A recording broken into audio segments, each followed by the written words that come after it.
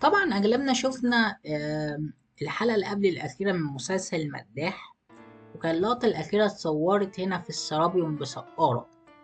وده موضوع حلقتنا النهاردة. تعالوا نعرف ايه القصة وايه الحكاية. السرابيوم طبعا احنا عارفين ان هو فيه اتنين، واحد في سقارة واحد في اسكندرية. اللي في سقارة هو ده كلامنا النهاردة عليه. هو زي ما احنا شايفين هو كان توابيت دفن للعجل أبيس. والعجل أبيس كاسم ظهوره وقدسيته كان ظهر أيام العصر العتيق، أسرة أولى أسرة تانية، يعني ربما ده أو ده. لكن المكان نفسه اللي هو السرابيوم اتعمل من أيام الدولة الحديثة، الملك إمنحوتب الثالث، والكلام طبعا من ملوك الأسرة الإيه، يعني الكلام ده في الأسرة الإيه ال18. اللي اكتشف المكان ده ماريت، اكتشفه سنة 1850 ميلاديا. وبصراحة مش هو اللي ليه الفضل اللي هو يكتشفه، طبعا هو قعد 4 سنين، يعني الاكتشافات بتاعته والحفار في المنطقة وهنا 4 سنين. لكن هو مش ليه الفضل. ليه اللي مش ليه الفضل؟ لأن الفضل بيرجع للمؤرخين الكلاسيكيين اللي زاروا مصر. من اللي زاروا مصر يعني عندنا قبل الميلاد، يعني عندنا المؤرخ سترابو، ده مؤرخ جغرافي، تمام. وزار مصر في نهاية القرن الأول قبل الميلاد، وكتب وأشار، قال إن في سرابيوم في سقارة. يعني من ضمن مقولته قال إيه، هناك أيضا سرابيوم في منفس. يعني دليل اللي هو كان في واحد في اسكندرية وقال لك ده في واحد كمان في منفس، تمام. وإن هنا في، يعني بيقول لك كمان إن هنا إن المكان هنا رملي جدا، تتراكم عليه الكثبان الرملية في فعل الرياح. وبفضل هذه الكثبان في تماثيل لأبو الهول، بعضها مكشوف وبعضها مغطى. فمن خلال الجملة دي قدر ماريت اللي هو يعرف إن هنا في سرابيوم ويكتشف المكان. لكن قبل ماريت كان في ناس كتير جدا عملوا استكشافات لكن معرفوش، لكن ماريت عمل طريقة منهجية فقدر يوصل، فاتنسب المكان أو الاكتشاف ليه هو اللي هو ماريت. والكلام ده كان سنة 1850 ميلادية. طيب، احنا قلنا المكان اسمه الايه، اسمه طبعا السرابيوم، لكن هو ما كانش اسمه كده. يعني هو طبعا كان مخصص للعجل أبيس، وكان اسمه، يعني كان العجل أبيس كان يسمى حابي أو حب، فكان يطلق عليه وزير حب. وزير حب. وكان معمول وكان مرتبط بالمعبود أوزوريس، يعني لما كان بيدفن كان يرتبط بأوزوريس، نظرا لأنه الروح المتجددة وبيتجسد في شكل أوزوريس، فكان اتقال بالاسم ده. وهنشوف الكلام ده أكده لكم أكتر لما هنشوف نقش مكتوب أوزير حب. فبالتالي المكان كان اسمه إيه؟ أوزير حب. لكن لما جم البطالمة وخاصة بطليموس الأول، قال لك لا، قال لك أنا عايز أقرب المصريين ليا، عايز أعمل ديانة ما بين اليونانية والمصرية. فكان عندهم سرابيس بالنسبة لليونان، فعملوا دمج في الآلهة، فالمكان كان من أوزير حب. وصل لحد لما وصل للسرابيوم، فبقى المكان اسمه السرابيوم. لكن هو في الأصل أوزير حب، طبقا طبعا للأصل المصري القديم. لكن البطالمة جم غيروا طبعا ناحية سياسية ودينية وهكذا. مش عايزين نخش في تفاصيل بالنسبة للبطالمة. طيب، طبعا الطور او العجل ابيس ما كانش اي طور، لا ده كان حاجه معينه بيتم اختيارها. بمعنى يعني هو صاحب العلامه زي ما بنقول كده، يعني هو صاحب العلامه. طيب صاحب العلامه ده بيتم اختياره ازاي، او ايه العلامه اللي بيقول ان هو ده العجل ابيس؟ طبقا لكتابات المؤرخين اللي انا هقولها لكم، ان هو بيبقى البرق بينزل عليه، تمام. وكان بيبقى واخد اللون بتاعه، بيبقى اللون بتاعه اسود اللون، وعلى الجبهة بتاعته مربع الشكل لونه ابيض. الظهر بتاعه عليه شكل نسر. الديل مزدوج، شعره مزدوج. ولسانه عليه جعران او لسانه فيه جعران. ده بالنسبة لكتابات المؤرخين. قال لك في اختيار الايه الثور ابيس، او هو ده العلامات المميزة، فهو ده اللي بيبقى اللي بيتم التتويج بتاعه. لكن لما طبقا للنقوش وشوفنا نقش وهيظهر قصادكم هو ده النقش، لقينا حاجة غير كده خالص. لقينا ايه بقى؟ لقينا ان العلامات المميزة اللي بتميزه هو بيكون اسود وابيض، تمام. الراس سودة زي ما انتم شايفين، بقعة بيضة على الجبهة بتاعته، وفي على الجنبين من جسمه كده زي ايه، زي قماشة او حاجة لونها احمر. طيب، فاحنا الله استغربنا، الله هو طبعا النقش خلاص موضح فاحنا هنصدق النقش، لكن احنا قلنا وكتابات المؤرخين، فاحنا قلنا نقدر نقول ان علامات العجل ابيس كانت بتتغير من وقت للتاني. يعني هما كانوا بيغيروا من وقت للتاني في اختيار العجل ابيس ده، عشان كده تلاقي المؤرخين كاتبين، وتلاقي النقش ده، والنقش ده على فكره اللي انا وريته لكم ده كان من ايام ايه، عصر الملك حور محب اسره 18. تمام، فكان بالشكل ده برضه، يعني ده او ده. تمام. طيب احنا قلنا المكان هنا للعجل ابيس زي ما احنا قلنا، وبيتم ليه احتفالات كبيره جدا. تمام، واقول لكم الاحتفال بس لما يعني نقدم قدام شويه. لكن يهمنا هنا ان المكان نفسه لو اول ما هندخله كالاتي. يعني طبعا اول ما هندخله احنا طبعا دخلنا سلمنا نزلنا السلالم، لكن لو احنا هنا دخلنا، بصوا هنا هتلاقي في وشنا كده اول ما هنخش هتلاقي هنا اماكن لوحات، يعني هتلاقوا لوحات كتير جدا. دي كانت لوحات نذرية زي ندر كده بيعملوا الزوار أو الحجاج اللي بيجوا للمكان، لما طبعا كان بيدفن العجل فكانوا بيجوا لوحات للعجل ده، فكانوا بيكتبوها زي ندر كده ليهم.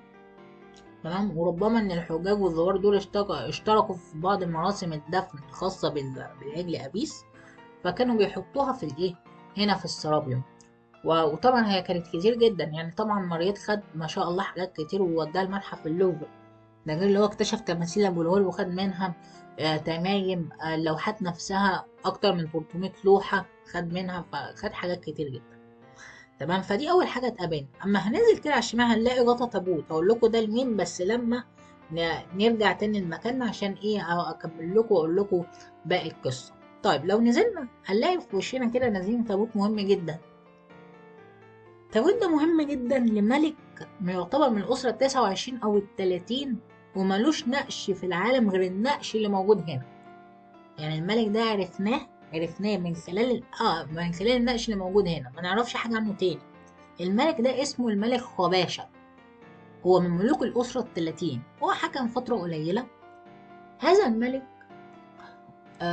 كان ليه دور اللي هو دوره مميز، اللي هو قام بثورة وطنية كبيرة ضد الفرس، لأن الفرس كانوا محتلين مصر، فهو كان قام حب اللي هو يحرر مصر من الاحتلال الفارسي.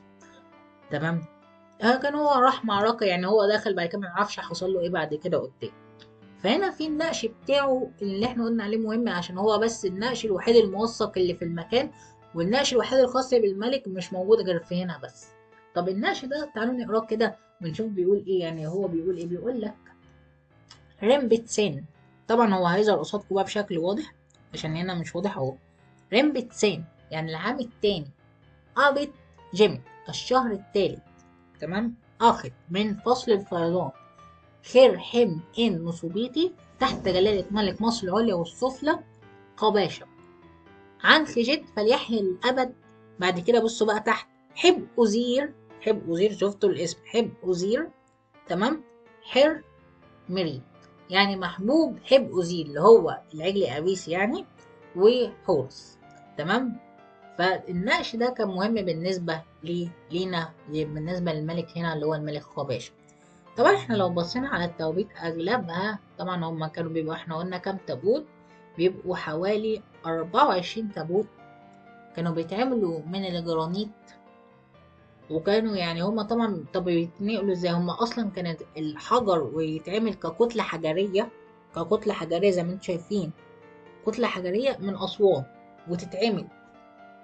وكان وزن، والتابوت ده وزنه كله كده كله على بعضه كده 70 طن. شوفوا بقى تخيلوا 70 طن. طب يقول لي واحد يسألني يقول لي طب يخشوا ازاي، يحطوه ازاي؟ يعني لحد دلوقتي ما نعرفش، يعني ما نعرفش بشكل كبير لأن في تساؤلات رهيبة جدا. فده طبعا يعتبر إعجاز كبير جدا في الإعجاز علمي كبير.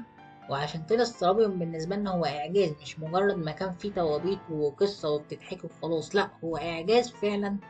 من الناحية فكرة وزن تابوت 70 طن ده حاجة كبيرة، وازاي يدخلوه ويحطوه، ده محتاج له 500 راجل بقى عشان ينقله، فدي حاجة كبيرة جدا.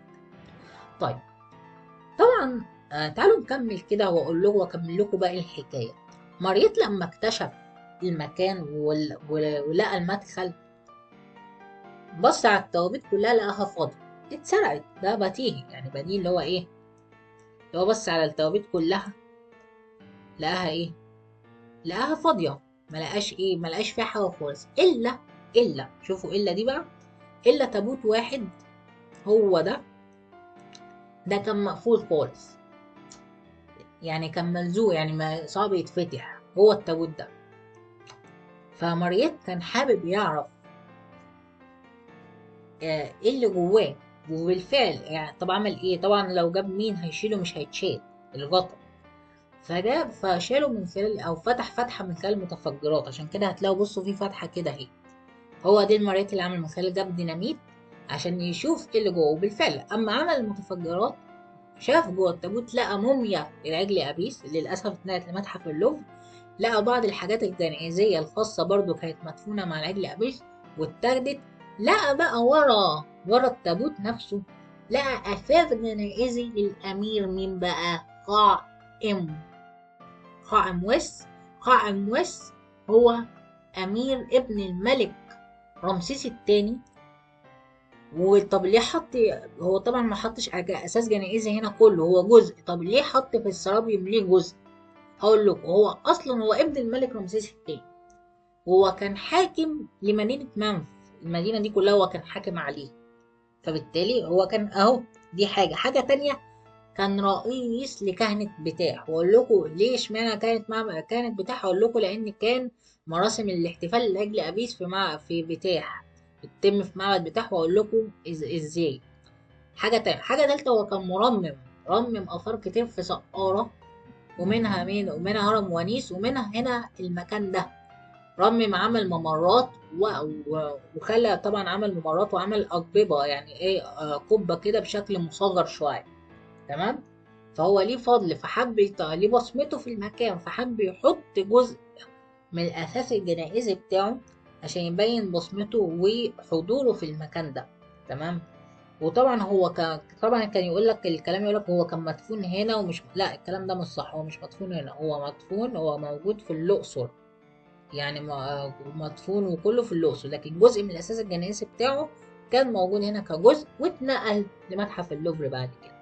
فدي كان من ضمن الحاجات الايه اللي هي الفتحة دي اللي اتعمل، بس الوحيدة اللي كان مقفول وفتحة حمريت بالمتفجرات، لأن طبعا كله كان مفتوح إلا دي. طيب تعالوا بقى نكمل لحد لما نوصل واقول لكم. هنلاقي بعد كده طبعا احنا لقينا تابوتين، يعني لحد دلوقتي تابوتين مختلفين، تابوت عليه نقش الخباشة، وتابوت تاني فيه ايه؟ فيه فتحة. تمام، اللي عاملها مريت وحكت لكم القصة. هنلاقي بعد كده تابوت بقى منقوش بنقوش جميلة، وده يعتبر من أفضل التوابيت اللي موجودة في المكان. لكن واحنا بنكمل كده، تعالوا بصوا هنا، بصوا بيوريكوا ايه هنا، بيوريكوا الارضيه بتاعت سقارة عامله ازاي. تمام، يعني طبعا قبل ما يتحط البلاط ده، قبل ما يتحط الطرقه دي كده، بيوريك الارضيه الرمليه دي. تمام. وهنلاقي في الحائط نفسه بتاع السرابيوم في فتحات اهي، الفتحات دي كانت فتحات اضاءه للمكان عشان تضيء للمكان. تمام. فبيوريك بقى، يعني بيبين لك الاضاءات كانت بتدخل ازاي، والارضيه كانت عامله ازاي في سقارة. شايفين الفرق؟ طيب تعالوا نكمل. طبعا مراسم الاحتفال بالعجل أبيس بيتم اختياره ازاي؟ لما بيموت العجل أبيس بيتم اختياره على طول، بيموت ويختار السلف ليه، او اللي ايه اللي هو صاحب العلامة. اول ما بيدوروا الكهنة على صاحب العلامة، بيعملوا ايه؟ يبتدوا ياخدوه هو وامه، تمام، لمدينة اسمها نيبوليس او نيلو بوليس، ودي موجودة مدينة كده ناحية بني سويف، ويقعدوا مدة 40 يوم. تمام. بعد كده يبتدوا ينقلوه من المدينة لمنف بقى، في مراسم تتويج واحتفال، ويدخلوه فين بقى؟ ويدخلوه في معبد بتاح، لأنه هو كان أبيس هو الرمز الحي للإله بتاح، فكان يدخلوه في معبد معبود بتاح. وكان يبتدي بقى يعمل الايه، مراسم الاحتفال بتاعته، وكان بيجي الكهنة من كل أنحاء مصر. تمام. وكان بيحطوه كده على زي مقصورة مذهبة أو بشكل ذهبي، ويبتدوا يمشوا بيه بقى في المكان، لأن هو ده بيتم الاختيار عليه.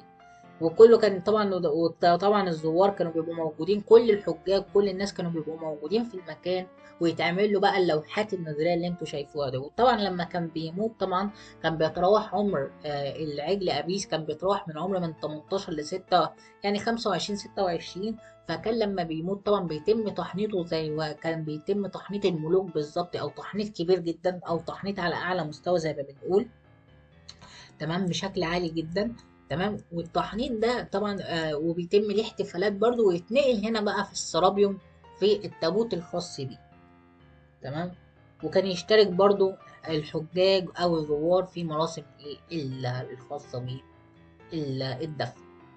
فده كان بيتم ليلة بيس حتى، يعني لو وريتكم طبعا بعض الصور، ومنها صور تخيلية، ده هيوريكم قد ايه بقى اللي هو كان الشكل ده بتاعه كصورة تخيلية ليه. طيب، احنا هنا بقى ناحية ايه؟ ناحية التابوت اللي هو يعتبر من افضل التوابيت اللي في المكان، عشان هو ده التابوت الايه اللي عليه النقوش. يعني هنلاقي، بصوا، التابوت ده لو قربنا اكتر شوية كده من المكان، بصوا هتلاقوا فيه نقوش كتيرة ومكتوب عليه نقوش خاصة بالملك وي وحاجات، هو ربما كان بيحب كأنه عايز يتعمل زي الدولة القديمة. تمام. بس للأسف لو بصينا على الخرطوش ماشي هنلاقيه فاضي، فاحنا ما نعرفش هو بيخص مين أو بتاع مين. لكن هو يعتبر تابوت لي، يعني هو يعتبر صلوات أو أدعية، فبالتالي هو ده اللي محتفظ بكامل نقوشه، او في نقوش كتير جدا واضحة. يعني احنا لو مشينا كده بصوا اهو، شايفين صلوات وأدعية خاصة بالشخص اللي موجود، او خاصة طبعا بالعجل أبيس، يعني موجودة في ايه في المكان هنا. تمام. طيب. طبعا المكان مفروض يعني زي ما طبقا لما ذكر قالك، هو كان في اسماء 3 ملوك لحد دلوقتي. احنا شفنا اسم الملك خباشة، اسم الملك خباشة مذكور. تمام. لكن طبقا لكتابات المؤرخين، وبعد كده قال لك هو في اسماء 2: الملك احمس الثاني، مش احمس الاول، بتكلم احمس الثاني اسره 26، واوريكم غطا التابوت بتاعه. تمام.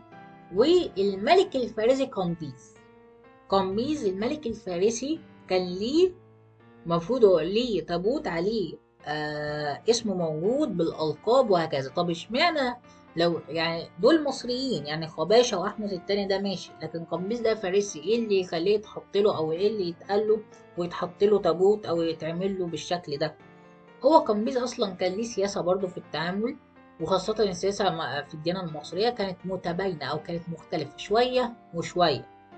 فحصل ان في العام السادس من حكمه، وده طبقا لما ذكر يعني، ان هو العام السادس من حكمه مات العجل ابيس، فحب يتقرب من المصريين فيشترك في مراسم الدفن والاحتفال الخاصة بالعجل ابيس. مش بس كده، ده عمل تابوت من الجرانيت، الرمادي. تمام.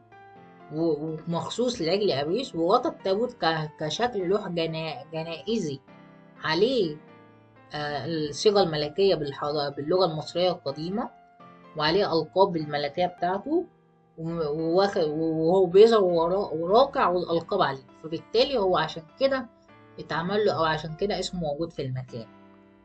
تمام.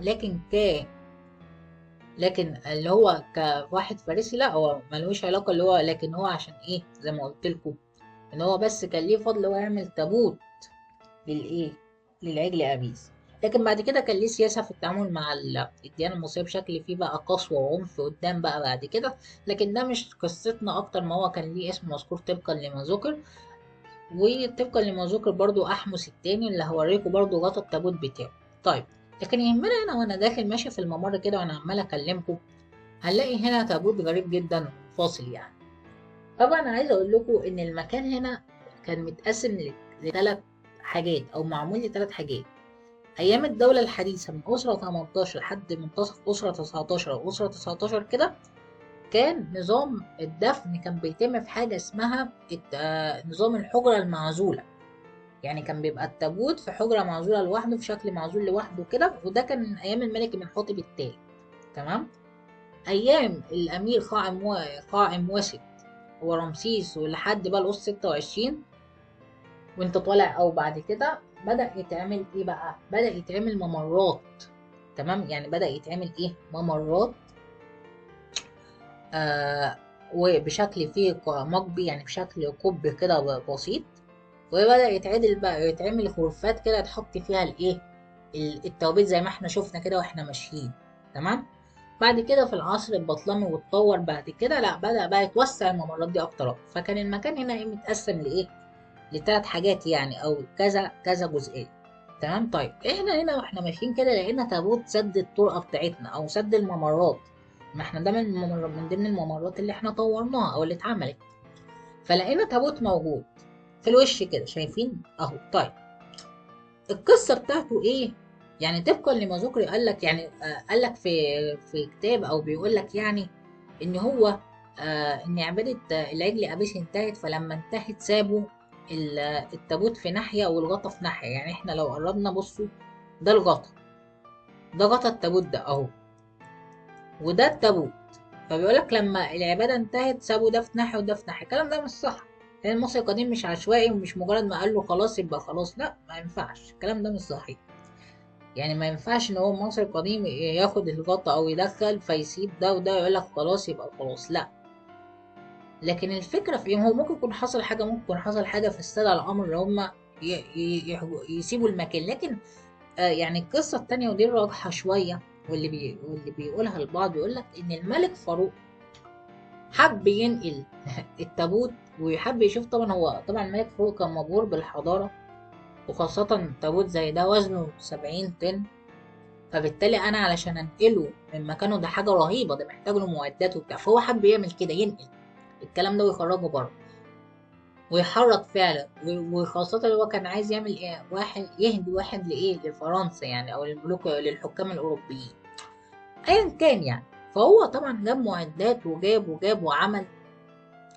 فهو في الاخر ما قدرش، ما عرفش يكمل. خاصة بصوا المكان ضيق ازاي. تمام.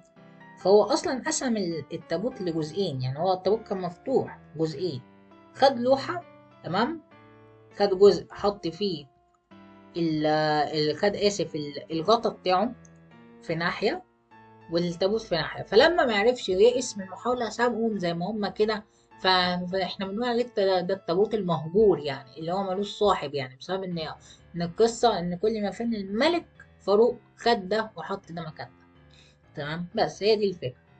عشان كده لو لقيته ده تعرفوا ان ده قصته، يعني ربما. وده يعني بأيدها من وجهة نظري ان ده يعتبر الملك فاروق. طيب اللوحات دي اللي انا قلت لكم عليها بقى، اللوحات المغرية اللي كان متزوروا، كان في بعض الملوك برضو ليهم لوحات او بيتكتب، لان الملوك كتير قوي ليهم بصمات في السرابيوم زي ما احنا عارفين.